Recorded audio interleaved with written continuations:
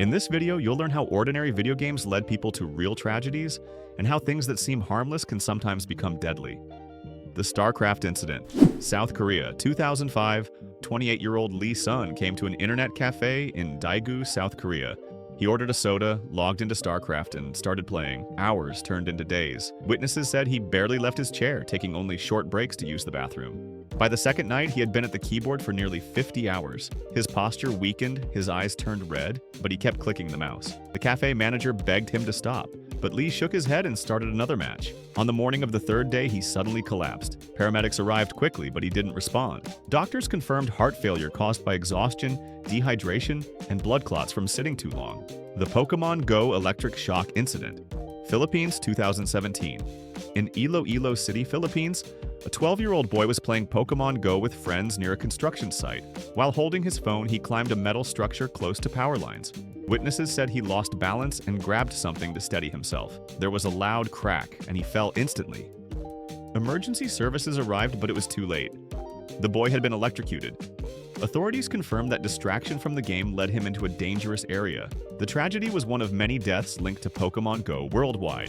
The Call of Duty swatting incident. On December 28, 2017, two Call of Duty players in the US argued over a match worth just $1.50. One of them, Casey Viner, asked another player, Tyler Barris, to swat his opponent, to call the police with a fake hostage report. Tyler called 911 from Los Angeles, giving an address in Wichita, Kansas.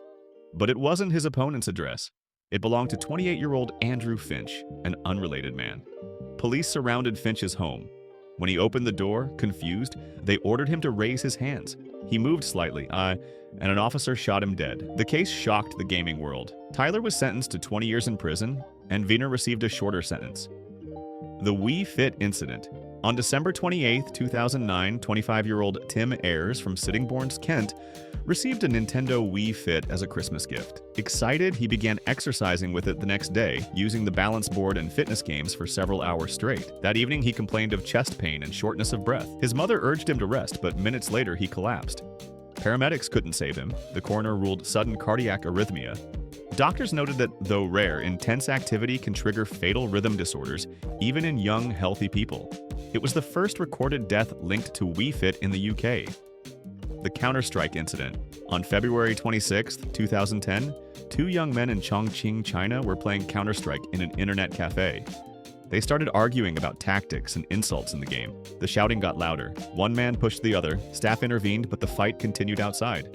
The aggressor pulled a knife and stabbed his opponent multiple times. Witnesses called for help, but the victim died before medics arrived. Police arrested the attacker, who admitted he lost control. The case became a national example of how online game disputes could escalate into real violence. The GTA incident. On August 3, 2008, in Bangkok, Thailand, an 18-year-old student named Pol Wachino took a taxi late at night.